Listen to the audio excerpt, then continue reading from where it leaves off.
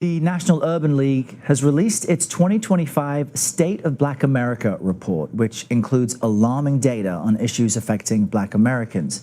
The report warns, quote, the federal government, at the direction of the White House, has set fire to policies and entire departments dedicated to protecting civil and human rights. My people, the alarms are ringing.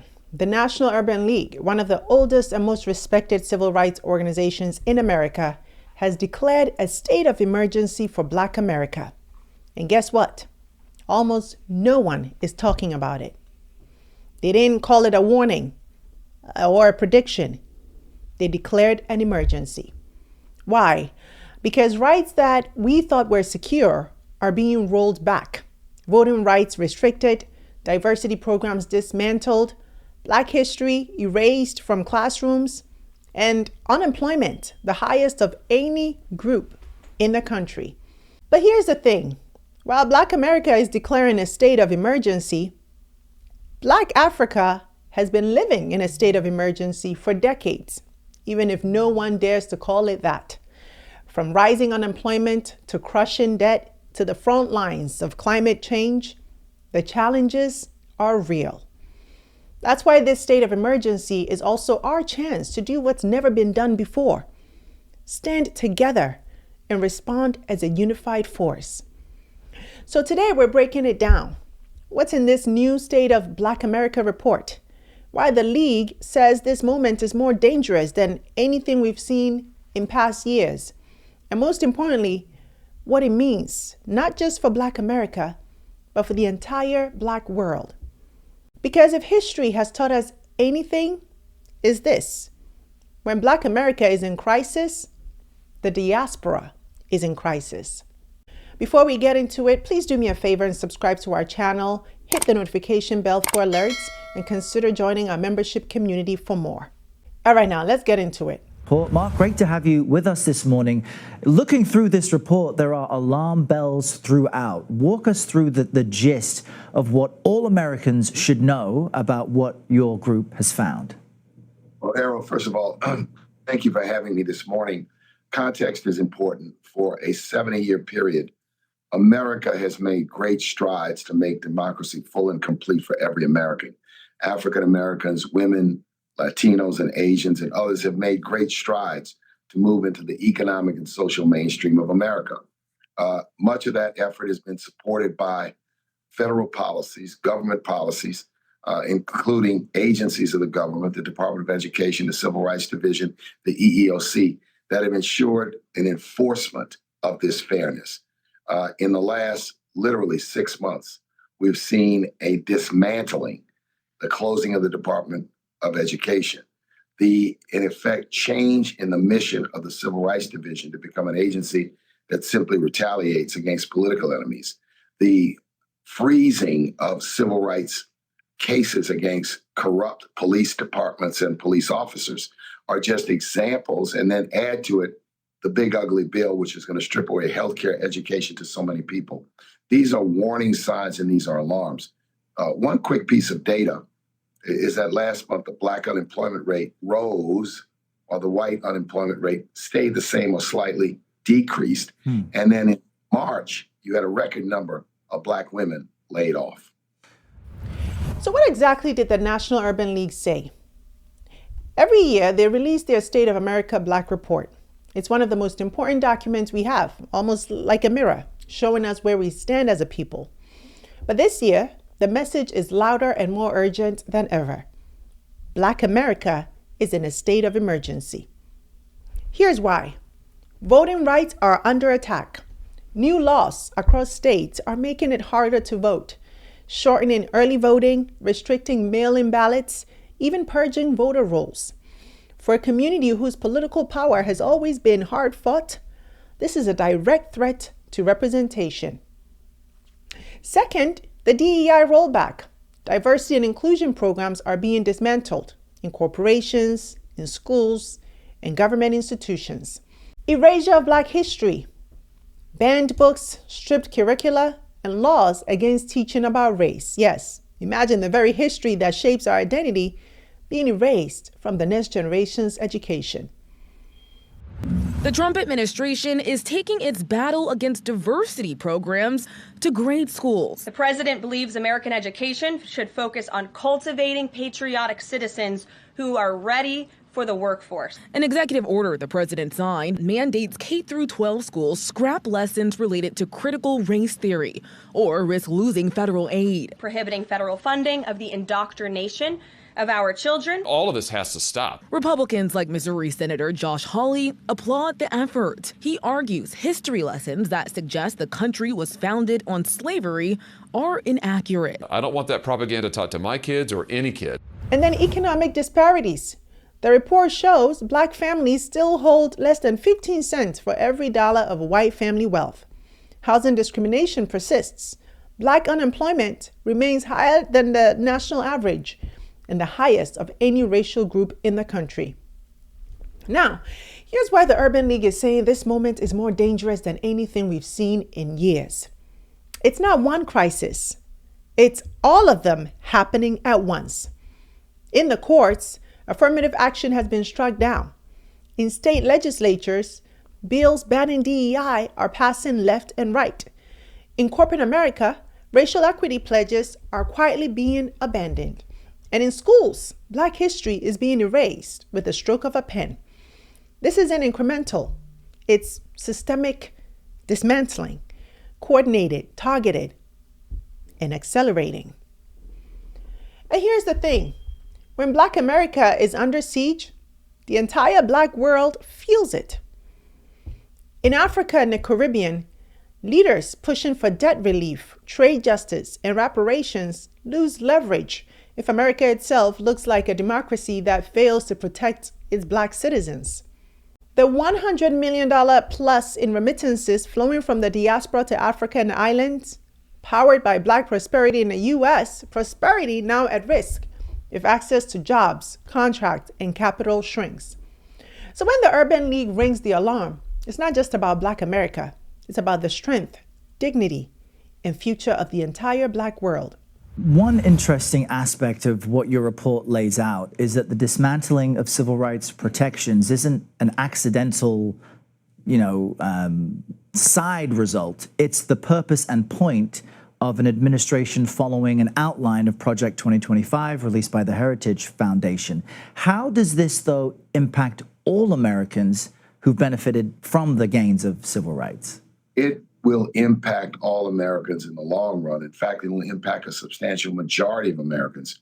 When you suppress and depress the ability of large parts of our nation to get a quality education, to move into the economic mainstream and become home buyers, to participate fully in our democratic institutions like voting, you are, in effect, putting a drag on America's growth, our economic growth. We cannot compete with the likes of China and other growing nations if we sideline all of this great human potential that we have in many of these communities. And I think we need to understand the interdependence in America. So while we talk about the state of Black America, this is really a report on the state of the union, the attack on democracy, and the, if you will, putting the brakes on this great path towards a more inclusive America. We need to celebrate the last 70 years, not try to undo it. Now, before we talk about what we must do in this moment of reckoning, let's talk about what this state of emergency actually means in our everyday lives. What it means in actuality is Black voters in Georgia, Texas, and Florida standing in longer lines or being told they can't use drop boxes that used to be available. It means college students applying to elite schools without the safeguard of affirmative action.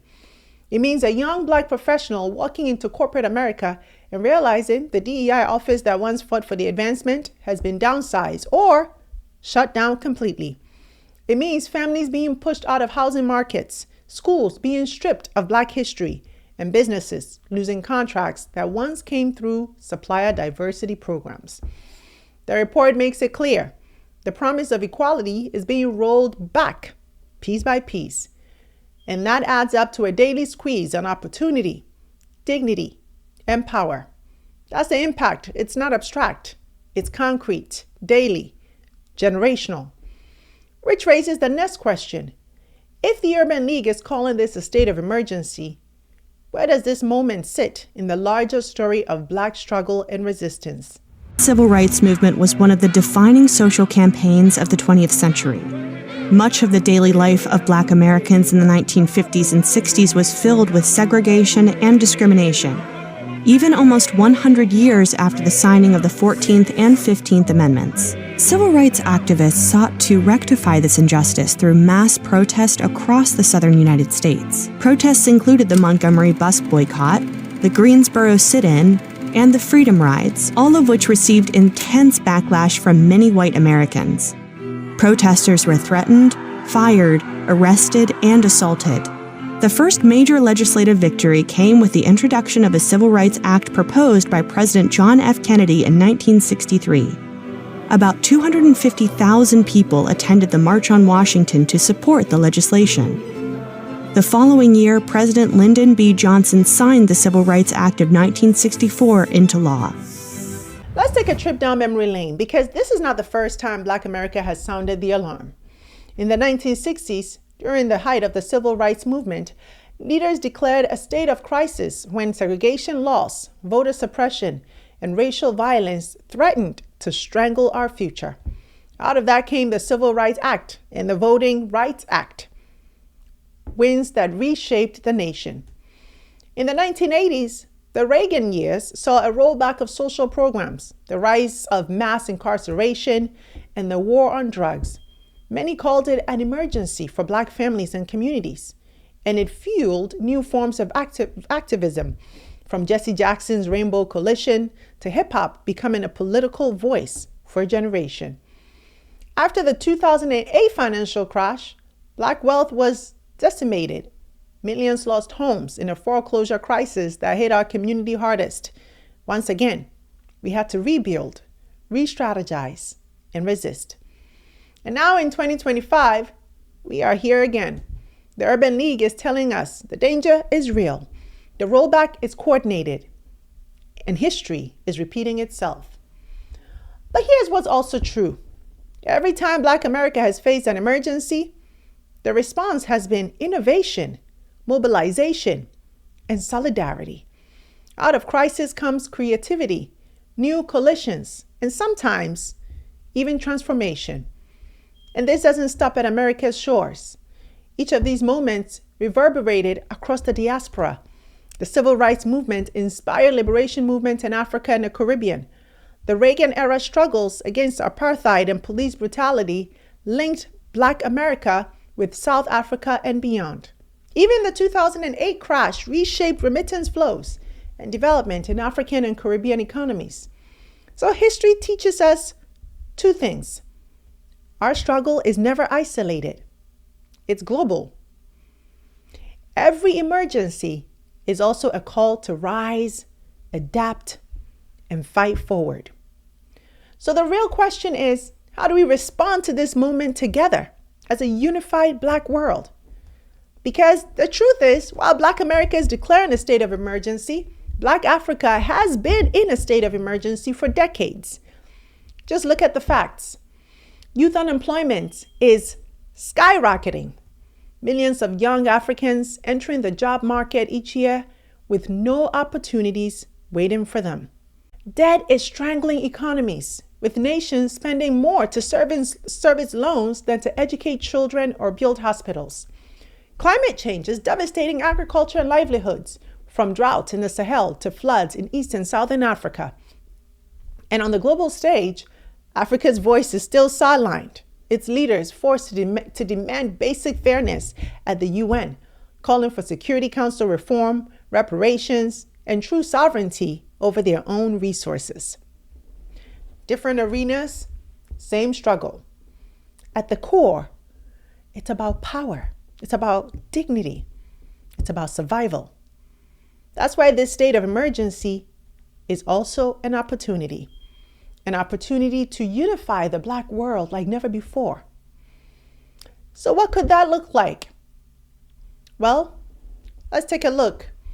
Here's what that could look like in practice. First, shared advocacy. Imagine if our struggles weren't fragmented. If the fight for voting rights in Georgia was linked to the fight for Security Council reform in New York, and the push for reparations in the Caribbean was tied to the campaign against debt slavery in Africa. Coordinating across continents means we stop treating these as separate issues and start framing them as one global demand: justice for the Black world. Second, economic solidarity. Black America commands trillions in purchasing power, while Africa and the Caribbean sit on untapped markets and vast natural resources. What if we close the gap? Imagine channeling diaspora wealth, remittances, investments, venture capital into African and Caribbean infrastructure, education, and entrepreneurship. Imagine African governments opening doors for Black American entrepreneurs to build businesses on the continent, creating trade corridors that connect Atlanta to Accra, Kingston to Lagos. That's how we turn consumption into ownership, and ownership into sovereignty. Third, narrative power, and I love this one. For centuries, our story has been told by others: colonial historians, Hollywood studios, corporate media. It's time to tell it ourselves. Through our films, our music, our platforms, and our pens, we can craft a unified story of resilience, brilliance, and liberation. When Black America produces culture, Africa and the Caribbean amplify it. When Africa reclaims its history, the diaspora carries it to the world. Together, we ensure our narrative is never erased, distorted, or even worse, weaponized against us.